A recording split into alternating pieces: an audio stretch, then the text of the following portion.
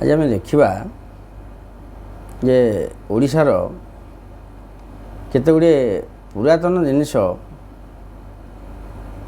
ଯିଏକି ସେ ଜିନିଷର ନାଁ ଲୋପ ହୋଇଯାଉଛି ଏବଂ ତାକୁ ଆଜିକାଲି ପିଢ଼ି ପଚାରିଲେ କହିପାରୁନାହାନ୍ତି। କେତେ ଜିନିଷର ନାଁ ମୁଁ ତାକୁ ଗୀତ କରିଛି, ସେମିତି ମନକୁ ଭଲ ହେବନି, ଗୀତ କରିଛି ତାକୁ ବୋଲିବା ଟିକେ ଆପଣମାନେ ଶୁଣନ୍ତୁ।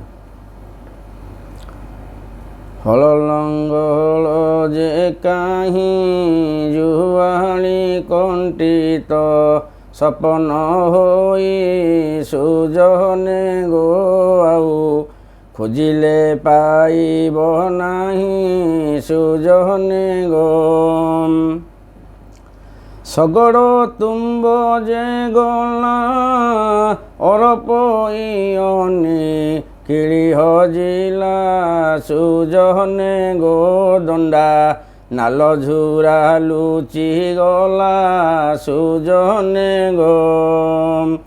ବାକୁଲି ଟିପେଇ ନାହିଁ ପୁରୁଣା ଦ୍ରବ୍ୟ ଗଲା ଲୋପ୍ୟ ହୋଇ ସୁଜନେ ଗୋ ଆଉ ଭାବି କିଛି ଲାଭ ନାହିଁ ସୁଜନେ ଗୋ। ତିନା ସେଣା ଯନ୍ତ ନାହିଁ କଳରେ ପାଣି ଯେ ବୁହା ହୋଇ ସୁଜନେ ଗୋ ଆମେ ବିଜ୍ଞାନ ଯୁଗରେ ରହି ସୁଜନେ ଗୋ।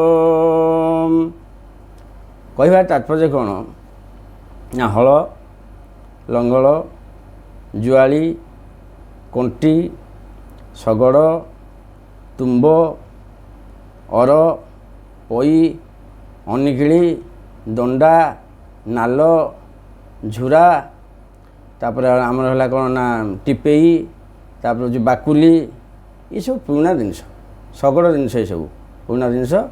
ୟାକୁ ଆଜିକାଲିକା ପିଲେ ତ ଦେଖିନାହାନ୍ତି, ପ୍ରାୟ ପଚାରିଲେ ବି କହିପାରିବେନି ଟିପେଇ କ'ଣ, ତାପରେ ଦଣ୍ଡା କ'ଣ, ନାଲ କ'ଣ, ଝୁରା କ'ଣ, ଏଇ ପିଲେ କ'ଣ କହିବେ, କହିପାରିବେନି। ପୁରୁଣା ନ କହିଲେ ବି ଆମ ଓଡ଼ିଶାର ପରମ୍ପରା ଜିନିଷ, ୟାକୁ ଟିକେ ଆମେମାନେ ମନେ ରଖିବା ନିହାତି ଆବଶ୍ୟକ। ମନେ ରଖିଲେ କ'ଣ ହେବ ନା ଆମକୁ ଟିକେ ଶାନ୍ତି ଲାଗିବ ଯେ ଆମ ପୂର୍ବଜମାନେ ସବୁ ଶଗଡ଼ ବ୍ୟବହାର କରୁଥିଲେ, ସେ ଏଇଭଳିଆ ଜିନିଷ ତା ଦେହରେ ଲାଗୁଥିଲା, ସେଇଟା ଟିକେ ମନ ଶାନ୍ତି ଲାଗିବ ପୁରୁଣା ଜିନିଷ ଦେଖିଲେ। ପୁଣି ପରବର୍ତ୍ତୀ ବାର୍ତ୍ତା କହିବା।